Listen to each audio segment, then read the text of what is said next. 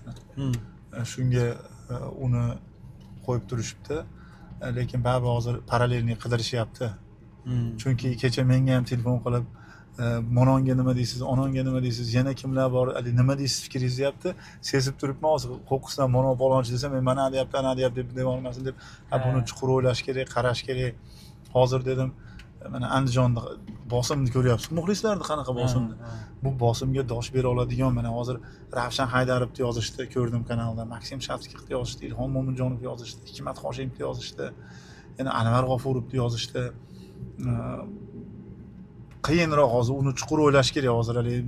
Baribir qaysidir bitta murabbiyga to'xtalinadi, haligi hozirgi xatoni to'g'rilayman deb yana bitta xato qilish kerak emas, menimcha. Salomlashib olaylik. Assalomu alaykum qadrli futbol muxlislarim. YouTube kanalimda bir yangilik qilishga qaror qildim. Oddiy ish, mana shu yo'l-yo'lakay ba'zi futbolchilar bilan, ba'zi mutaxassislar bilan, ba'zi sharhlovchilar bilan qayergadir ketishimizga to'g'ri kelib qoladi. Shuni doim o'ylayman, suhbatlarimiz faqat futbol mavzusida bo'ladi. Chiqarilsa kimlargadir, muxlislarga ham qiziq bo'lishi mumkin deb. Shu uchun videoga olishga qaror qildim. Rozi bo'lasizlar, Ulug'bek aka Mirzayev bilan birgamiz. Sal avval Aleksandr Xamikov Andijon jamoasi bosh murabbiyi iste'foga chiqarildi. Ulug'bek aka ayniqsa mana shu o'zbek futbolidagi deyarli barcha mutaxassisni yaxshi taniganlar uchun Ulug'bek akadan shu haqda so'rab ketamiz. Ulug'bek aka Xamikov bilan ham gaplashdingiz, o'zi nima deyapti? Qanaqa murabbiyni qanchalik aybi bor kechagi OKMKga uchralgan mag'lubiyatda? Endi murabbiyni baribir har doim aybi bo'ladi har bir natijada. Ya'ni murabbiy tarkib tanlaydi, murabbiy mashg'ulotlarda qanday o'tishini aniqlaydi, murabbiy o'zgarishlar qiladi. Ya'ni hammasi murabbiyning qo'l ostida, ya'ni hech kim aralashmaydi bunga. Ayniqsa hozir Andijon jamoasida bunga hech kimni aralashishga yo'l qo'yilmaydi. Umuman boshqa jamoalarda ham shunga baribir Xamikovda ayb bor deymiz. Kecha 3-1 yutayotib jamoa o'yinni tashavordi. Qilingan o'zgarishlar o'zini oqlamadi. U yaxshi o'ynab turgan o'yinchilarni nimagadir olib tashladi. Balki ishon bordimi g'alabaga. Masalan, aytaylik, Altin Kreziu 6-raqamli oltin o'yinchisi ekan, juda yaxshi o'ynayotgan o'yinchi. Unda kuch bor, hali charchab qolmadi, chiroyli gol urdi. Shu o'yinchini ham bekordan bekorga olib, uni o'rniga maydonga tushgan futbolchilar o'ziga penalti olib keldi, Shoyqulov, yana boshqasi jarima maydoni ichidan to'p tepib yuborishi mumkin edi. 4-golni urganda AGMK Jurichkovich, lekin tepib yubora olmadi. Ya'ni Usmonali tushdi, tushgan o'yinchilar jamoani, bitta ko'p bo'lgan jamoani aksincha kam o'ynayotganda, ya'ni ular o'yin ritmiga qo'shilib ketisha olmadi va xuddi bir maydonda olmalig'liklar emas, Andijon kam o'ynayotgandek bo'lib qoldi. Murabbiyda aybi baribir bor. Murabbiyda aybi ham bor. Endi Ulug'bek aka baribir mana futbolchilarni o'zi ham biladi-yu, oxirgi daqiqalarda avvalgi o'yinlarda ham gol o'tkazib yuborgan o'zlari. Undan tashqari OKMK har doim deyarli, masalan, O'zbekiston Kubogida Nasaf bilan o'yinni olamizmi yo umuman chempionatdagi o'yinlarni olamizmi, hammasida oxirgi daqiqalarda gol uryapti. O'sha XG lar bo'yicha 5 ta gol urgandi, ikkinchi taym 75-daqiqadan 90-daqiqagacha bo'lgan 15 minutda. Kecha 86-minutdan buyoq 3 ta gol urib qo'ydi Andijonga. Ya'ni futbolchilar o'zi ham sal bir diqqatliroq bo'lib o'ynagani yaxshiroq bo'lardi. Ya'ni men aytayapman, to'g'ri, umumiy natijada baribir murabbiy deb olib qaraladi. Ancelotti Realda eng yaxshi natija qayd etgan murabbiy bo'lsa ham, hozir ish bermayaptimi, olib tashlanadi. Bu tomoni to'g'ri. Lekin baribir sal futbolchilar o'zi ham o'ynashi kerakmidi? Chunki mana Nodirbek To'ychiyev, Andijon ashaddiy muxlisi, yozyapti Telegram kanalida, futbolchilarning ham aybi bor deyapti. Albatta. Shuncha muxlis, shuncha qilinayotgan xarajat, ba'zilari arrang tirikchilik qiladi, lekin seni o'yiningni ko'rish uchun hamma stadionga boradi. Sen o'yna muxlis uchun deb Nodir aka ham yozyapti. Bir tomondan shu fikrlarga ham odam qo'shilgisi keladi. Albatta, to'g'ri aytyapsiz. Mana Nodirbek To'ychiyevning harakatlariga prezidentimiz mukofotlar berdi. Butun O'zbekiston, Osiyo tan berdi. Ya'ni u Nodirbek To'ychiyev va Andijon Ultras burgutlar qo'lidan kelgan barcha ishni jamoa uchun muxlislar tomonidan qilinishi mumkin bo'lgan nazariy, amaliy barcha ishlarni qilishdi. Har doim qo'llab-quvvatlashyapti. Bunaqa qo'llab-quvvatlash hech qaysi jamoada yo'q. Lekin bunga javoban futbolchilar ham mana bilamizki, Dinamoga mag'lubiyatdan keyin, adashmasam Dinamo bilan o'yindan keyin Alek Zateyev jamoa sardori, endi biz boshqa yutkazmaymiz, sizlar bizga muxlislik qilib tursanglar biz boshqa yutkazmaymiz dedi. Balki o'z maydonimizda degandir. O'z maydonida degan. O'z maydonida deb fikr bildirdi. Undan keyin yana adashmasam mag'lubiyat bo'ldi Surxon bilan. O'z maydonida kubok o'yinida keyin safarda 3 ta mag'lubiyat bo'ldi. So'g'diyona, Lochin va OKMK. Endi baribir o'zidami, uydami bunaqa 5 ta ketma-ket yutkizish kerak emas. Futbolchilardan ham bor. Bular mas'uliyat his qilish kerak. Futbol 90 daqiqadan hozir 100 daqiqa davom etyapti. Har qanday musobaqalarda, Angliyada deymizmi, Osiyoda deymizmi, 10 daqiqa, 12 daqiqa qo'shilgan o'yinlarni ko'ryapmiz. Shuning uchun oxirgi soniyalargacha konsentratsiyani yo'qotish kerak emas. Futbolchilarda ham ayb bor. Baribir jismoniy holati bilinib qolyapti yoki tan olish kerak. Men bu urovingda o'ynay olmayman. Andijon jamoasi talab qilayotgan darajada o'ynay olmayman. Menga umid qilmanglar deb yoki bular ham rost aytish kerak jamoa seleksiya qilayotganda. Ya zo'r o'yin ko'rsatamiz, boshqa deb shartnoma qilishadi. Natijada hammani ranjitishyapti. Buni tan olish kerak. Mana masalan, men ham o'zim Andijon futbol klubida ishlaganman. O'zim Andijon shahridanman. Andijon uchun menga Andijon juda yaqin jamoa. Shu futbolga millionlar o'yiniga shu Andijon jamoasini o'yinlarini ko'rib, keyin mehrimiz oshgan. Andijon men uchun alohida bir hayotimda futbol faoliyatimda futboldagi sohamda eng katta rol o'ynagan, menga turtki bergan jamoa hisoblanadi. Shuning uchun har doim men Andijon jamoasi uchun jonim achiydi. Shuning uchun hozir ham 7 ta, 8 talab 10 tagacha futbolchini sanasa bo'ladi. Hozirgi holati Andijonni talab qilayotgan, Andijonning muxlislariga mos bo'lmagan sport formani ko'rsatishyapti. Shular evaziga, shularda yomon o'yinlarning evaziga Andijon mag'lubiyatga uchrayapti. Yana Chempionlar Ligasi o'yini bor-da, Osiyo Chempionlar Ligasi 2da. Bunga qanaqa qiladi hali? Yoki yozda juda katta o'zgarish bo'larmikan? Endi baribir tarkibda 5 ta o'zgarishdan ko'p o'zgarish qila olmaydi.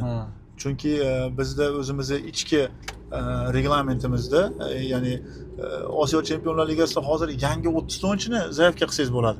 Olib 30 ta o'yinchi zaifga qilish mumkin o'zi, lekin u 30 ta o'yinchini hammasini o'ynata olmaymiz-ku. Bizda faqatgina O'zbekiston Super Ligasi 5 ta o'yinchini o'zgartirishga imkoniyat beradi. Hozir faqatgina 5 ta o'yinchini o'zgartirish mumkin. Bu yog'ini endi qolgan shu o'zini formasini yaxshilolmayotgan o'yinchilar bilan jiddiy gaplashish kerak. Yo'q, yaxshi bo'lib yaxshi darajaga chiqishni tanlaysan yoki biz sen bilan xayrlashamiz deb boshqa yo'l yo'q. Yoshlarga e'tibor berishni shuning uchun aytyapman. Men hozir har qanday murabbiyni olib kelsa ham balki bir qadam orqaga qilib turib 5 ta o'yinchi bilan baribir tarkibni bir yulduzli qilib olmaysiz. Juda qiyin. Ayniqsa mana Osiyo Chempionlar Ligasida ikkinchi musobaqasida bo'lsa ham Sharja, Altavun, Iordaniya jamoalari, Iroq jamoalari, Kuvayt jamoalari qatnashadi. Bular bilan ham o'ynash juda qiyin. Mana Nasaf qanday kuchli jamoamiz, O'zbekiston chempioni guruhdan chiqolmadi. O'zimiz bunga guvoh bo'ldik oxirgi mavsumda. Xuddi shu turnirda Andijon qatnashadi. Shuning uchun balki buni tajriba uchun deyish mumkin, lekin O'zbekistonni ham sharmanda qilishimiz kerak emas, yirik mag'lubiyatlarga uchrab.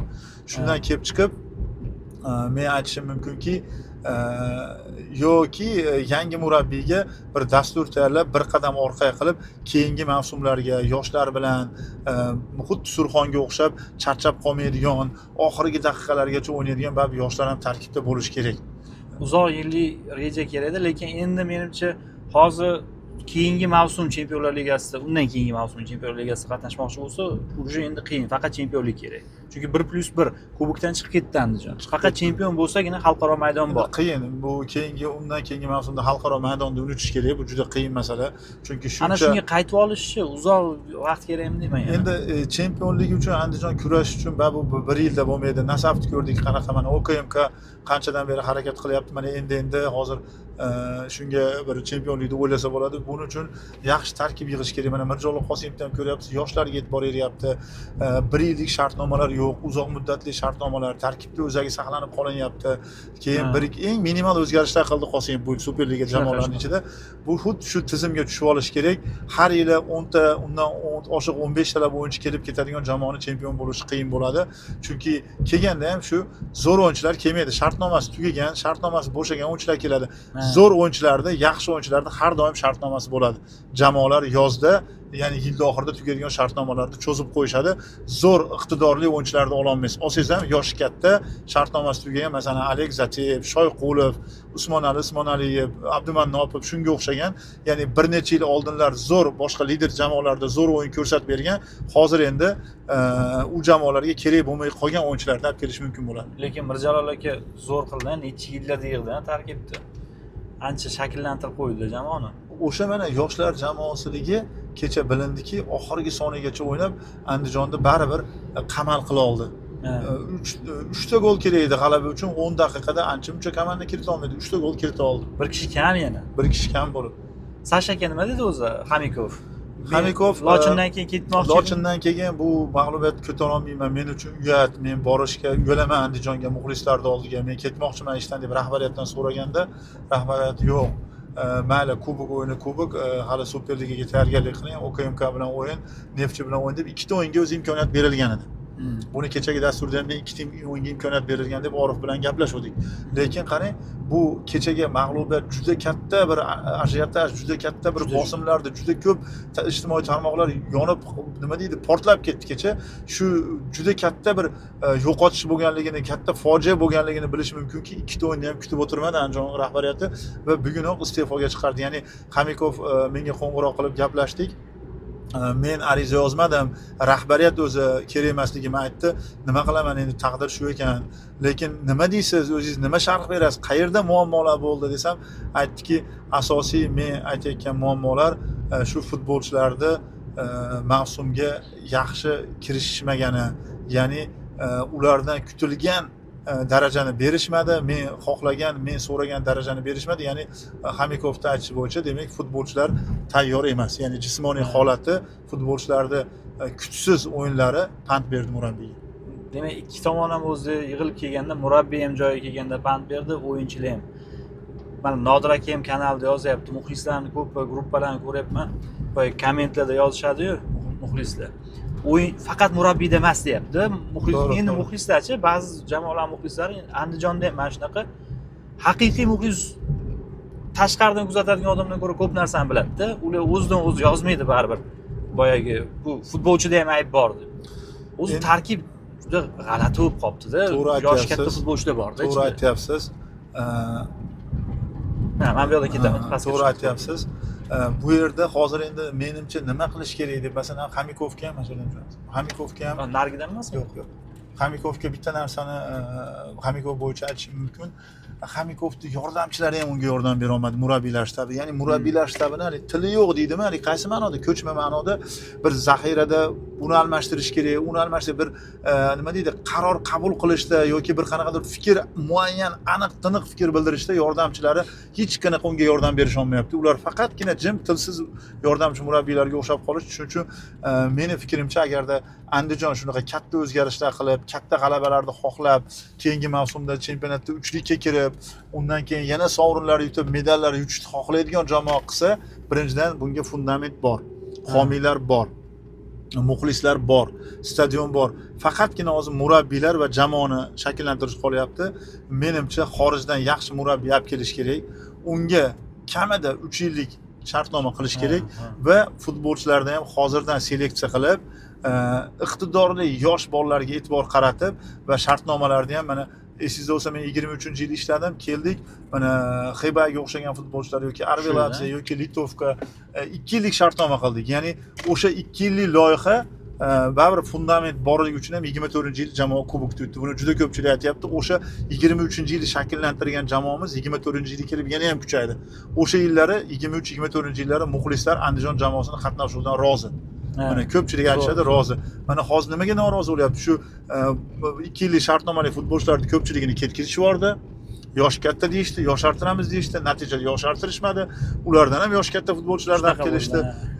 Mamat Kazili ketib qoldi o'rtada. Mamat Kazim, Bubanya, Arveladze, juda ko'p o'yinchilar ketdi. Litovka, Xebay, Esonov, natijada ularning o'rniga xuddi shularni yoshdaqa yoki ulardan yosh katta o'yinchilar ham olib keldi. Hozir endi xorijdan murabbiy olib kelish kerak. Murabbiylar shtabini ham butkul yangilab, zamonaviy qarashga ega, zamonaviy fikrlaydigan, yangi texnologiyalar bilan, yangi ishlaydigan, ya'ni o'sha aytamiz katapult, analitik, bir har bir o'yinlarda tahlillarni zo'r qilib, jamoada qayerda muammo bo'ldi, kim almashtirish kerak, qaysi 11 talik futbolchi shularni zamonaviy tarzda aniqlab oladigan murabbiylar shtabini olib kelish kerak xorijdan va 2-3 yillik loyiha qilib bemalol, mana kelasi yil qiyin bo'lishi mumkin, lekin 27-yili jamoani bemalol 3likka kiradigan qilib qursa bo'ladi. Mana buni biz nimaga, bu shunchaki gaplar emas. Mana qaraylik, Bunyodkor o'tgan yili shu 7 ta 8 ta turdan keyin 14-o'rinda bo'lgan turnir jadvalida. Hozir bemalol 3likka harakat qilyapti. Yoki Xorazmda aytaylik, kuni kecha Pro Ligada o'rtamiyona jamoa. liderlarga bir jang bera olyapti.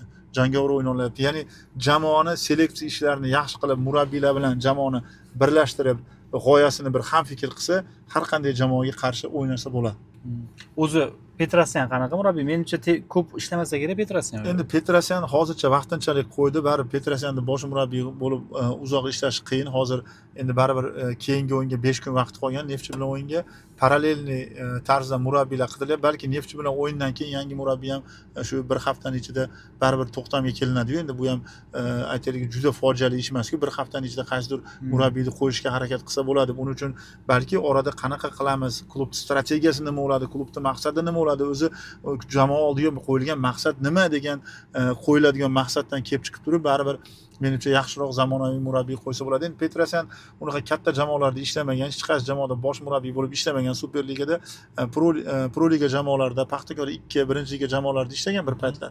Lekin baribir menimcha o'zi ham kuchli futbolchi bo'lgan, g'oyalari bor, o'zini ustida ishlaydigan, mana Ivan Boshkovichni qaraylik, mana Ivan Boshkovich jamoani to'g'ri So'g'diyona ham hozir zo'r qatnashmayapti, lekin baribir Ivan Boshkovichga ishonch borda, chunki unda rang-baranglik bor, bir nechta taktikalar bor. Shunaqa zamonaviy, g'oyali, o'zini ustida ishlaydigan murabbiyni olib kelish kerak. Yoshlarni ham kashf qilgan. Bo'ldi, Ulug'bek aka, rahmat. 16 minut bo'libdi. Hop, endi bitta kamchilik. Men birinchisi buni yozishim, bitta kamchilikni ko'rib olaman endi. Bemalol ishlaringizga rivoj, har doim o'zingizda intilasiz, ishlaysiz. Men yaxshi nima qarayman, yosh nima deydi, sharhlovchilar ichida o'yinlarni ko'raman. Mana Orif qanchalik mana kirib keldinglar siz. Menimcha to'g'risini aytaman, Abdulla Nurmonovdan ko'p so'rardim. Buni o'yinni kim sharhladi Abdulla deyman, Abror Jo'raqulov. O'tgan yillari mana endi to'g'ri undan oldingi yillar ham debyutlari bo'lgandir, men hali bilmay qolgandim, lekin mana hozir xudo xolasa o'sha birinchiligi farzand tug'ilishi, keyin oyoqqa turishi, rivojlanishi, taraqqiy etishi deydi-yu. Hozir mana rosa rivojlanish davriga kirdinglar, shuning uchun mana o'sha hamma mana ko'rsatuvlar yaxshi bo'lyapti, tahlillar yaxshi bo'lyapti, sharhlar yaxshi bo'lyapti. Mana shu hamkasbimiz deymizmi, Orifni davlat mukofotini olishi ham bunga mana isbot. Ya'ni ertaga bu narsaga siz ham muvaffaqiyat qilib yaxshi ishlab borsangiz erishasiz. Hamma mana ko'rdikki, intilganga tole yordi. Intilish kerak, bir kun emas, bir kun baribir mukofotini yaratganni o'zi beradi. Rahmat Ulug'bek aka, rahmat kattakon. Sog' bo'ling. Sog' bo'ling, sizga ham rahmat. Yuring, choy qilamiz endi kirib. Nasib xudo xolasa.